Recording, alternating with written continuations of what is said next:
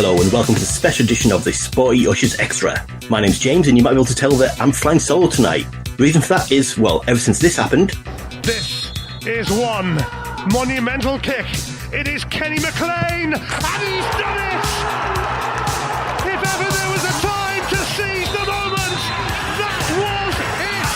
And all of a sudden, a nation cheers, a nation believes it has gone Scotland's way after a long, long night at Hampden Park. Dave's been celebrating pretty hard, and since there's no Wi-Fi connection on Cloud9, you're stuck with me.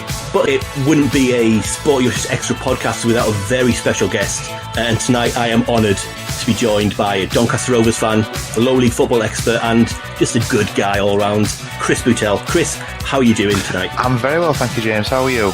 I'm doing well. Honestly, it's so great to have you on. And we've tried a few times to get together, and it's just good to get someone on to be able to talk about English football for a change. Isn't that good? Yes, it's an honour to be here. It's lovely to be here and finally get this done, yeah. I'm glad that you're here, but we don't let just anyone onto a Sporty Ushers Extra podcast. Mm-hmm. We do need to establish your credentials a little bit. So if you can tell me, we're talking about Doncaster Rovers. How long have you been a Doncaster Rovers fan?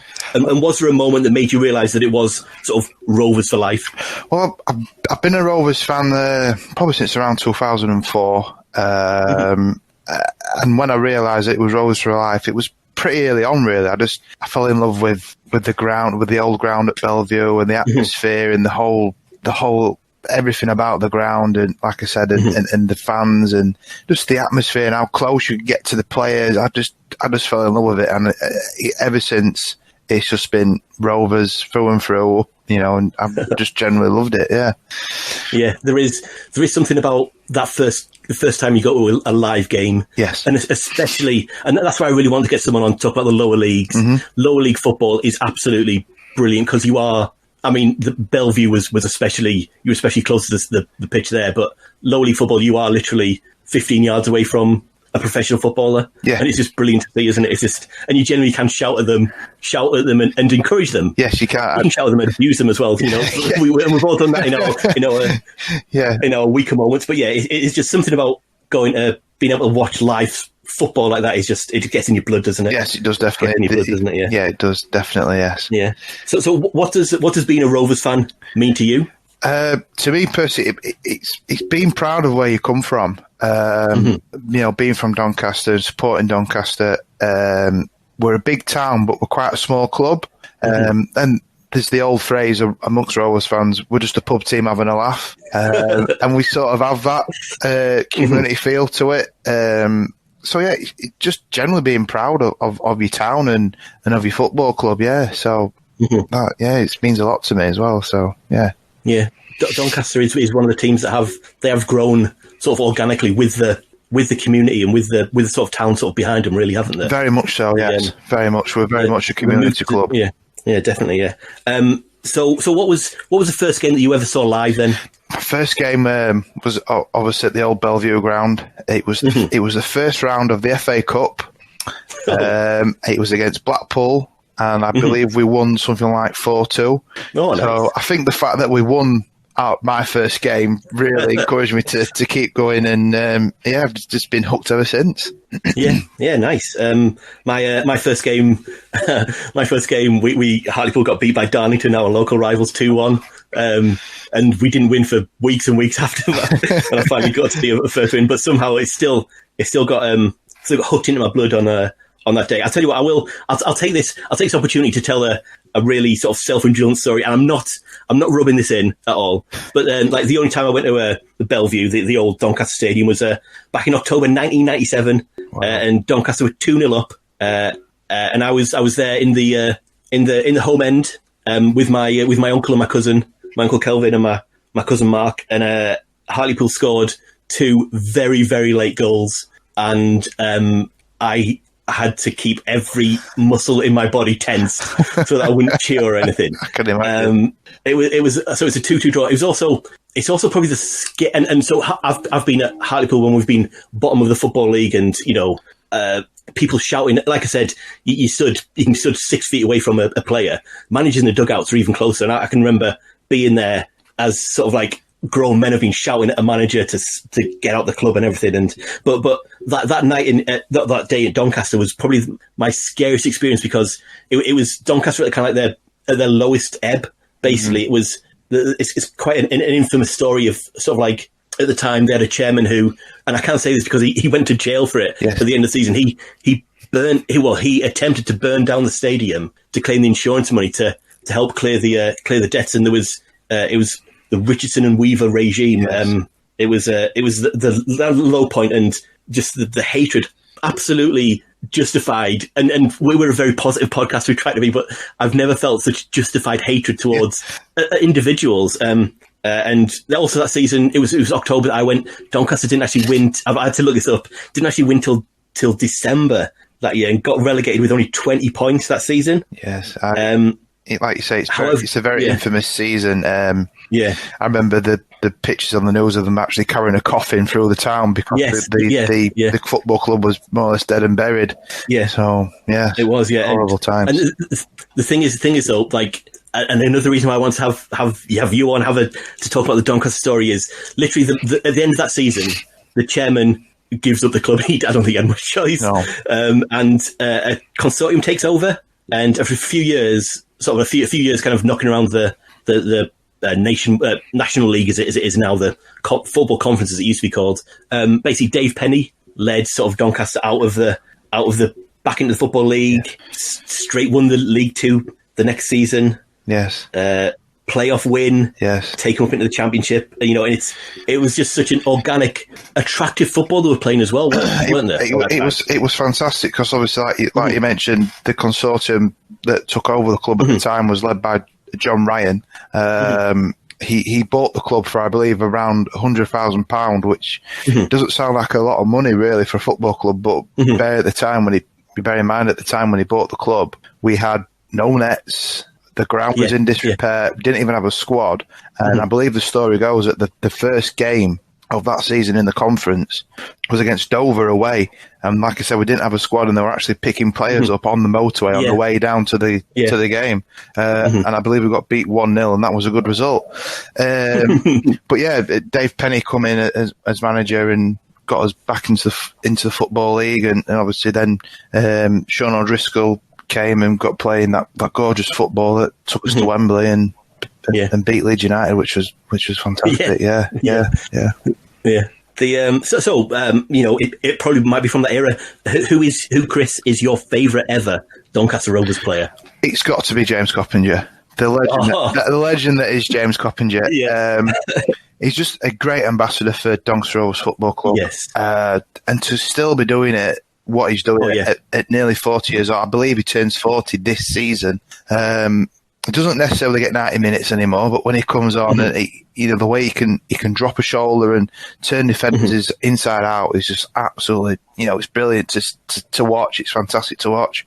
And I just hope we can get fans back into the grounds soon to watch him in his last season. So, but he's just been a brilliant player. And like I said, a fantastic ambassador for the club, and really good, brilliant. So I promise I won't cry.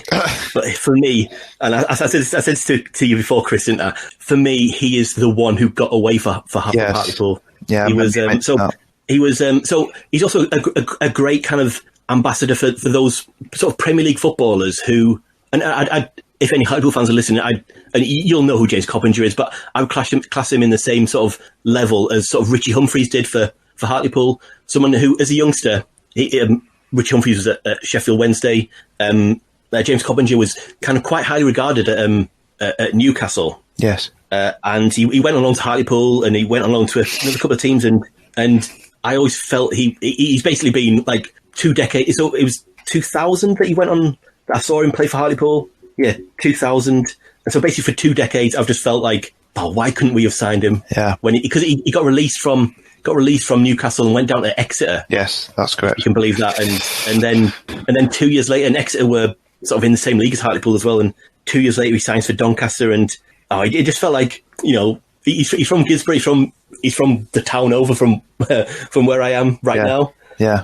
And it just felt like, if we just paid a bit of money, it just feels like the one who got away. But he has basically been he started off as a striker, so became a right winger, and he is one of the best right wingers in right midfielders in sort of lower league football, for a real goal threat throughout his entire career. Yeah, I'm not surprised that you said he's one of the best players. He's one of the best players that I've seen in the lower leagues, and to stay loyal at the club for, well, it's been at least 15 years, I guess. Yeah, 30, I think this is his 14th season, I believe, something like that. It's absolutely remarkable, and to stay fit and not really have any serious injuries in all that length of time, it's remarkable, really. And like I say, it's just a fantastic footballer. I'm glad you said that, but if you don't mind, I'll move on, because this is too painful for me. But yeah, James Coppinger is a really such a good player, and I'm not angry at all that Hartlepool didn't sign him. Hartlepool didn't sign him 20 years ago. So you've mentioned the Leeds match. I don't know if you were there, but what is the best match? Well, I'll ask you two questions then. What is the best match that you've ever been to, that you've seen live? The best match, like we mentioned, Leeds United at Wembley, that was a good one. The Johnson's Paint Trophy final win at Cardiff, that was fantastic. But I think really the best match for me was Brentford away at Griffin Park, the last game of the season of the 2012-13 season. So it's a penalty to Brentford in the last minute of injury time here. Effectively, if Brentford score this, they will take the last promotion spot off Rovers. So it's Trotter who's getting ready to take it. I think Sullivan might have been booked there for God knows what as he gets back to his line. Still arguing over who's going to take this, Brentford. O'Connor's coming in to tell us, Donaldson. Donaldson's sulking and looking to the sideline. Rossler's giving instructions. They're all arguing, but it's Trotter who's lining up to take it, and Sullivan stands on his line. So Trotter puts it down to take it left-footed. Drives up to hit it. Does so. It's off the ball. It's taken away. He's missed it. He's missed the penalty. It's away. They've cleared it. They can't get it back in the box. They're trying to dribble it forward, and Rovers have cleared their lines. Tries penalty is wasted, and now Painter's away. He's crossing halfway. He's got Akers to run into. He's all alone. Tries to Coppinger. Coppinger will slot it home, and he does so. Coppinger's turned it into the empty net. It's promotion to Doncaster Rovers. Can you believe what's happened in this last minute here? A wasted penalty from Trotter. It's off the bar. Rovers have broken clear through Painter, and Coppinger just turned it away. And it is absolute bedlam to our left here at Brentford. The Rovers players are in amongst the fans at that end. Brentford are up to a man on the floor. Basically, whoever won that match got automatic promotion. Whoever lost dropped into the playoffs. The 93rd minute of the game, Rovers conceded a penalty. Marcelo Trotter took up, went to take the penalty, missed, hit the crossbar. There was a scramble in the box. It got cleared away. Billy Painter run half the length of the pitch, crossed it to Mr. Coppinger, who spotted it in the back of the net. We won 1-0, and because we won that game, not only did we get automatic promotion, we also won the league. Jeff, he's hit a bar, he's come down, bounced about a foot over the line, outside the goal, and now they're on the Painter is breaking away. They're going to score to make it 1-0. They've scored. Coppinger has made it 1-0 at the other end. I don't believe what I've just witnessed, Jeff. Unbelievable. So just to go from absolute devastation, thinking we're in the playoffs, we're going to go through all this, and then the absolute joy and ecstasy of winning the league. It was just a fantastic day, and unbelievable. So that I'd say was definitely the best league game I've been to, definitely. Oh wow, yeah, that was. I just remember like Billy Painter. Hartlepool had a couple of seasons later. Yeah, so he was kind of like injuries had kind of slowed him down a little bit, I think, and he was our captain, but Hartlepool have had some financial problems, and we had to cut our cloth accordingly. And fortunately, we couldn't keep him on. I've just thought the Johnson's Paint Trophy, I think it was. Yeah, the Johnson's Paint Trophy final. Yeah, winning goal was Graham Lee. Yes, another former Hartlepool player. Yes, of course. Yes. So we've actually had more overlap than I kind of thought. Yeah, that was he was a really good player that we had, who went off to Sheffield Wednesday.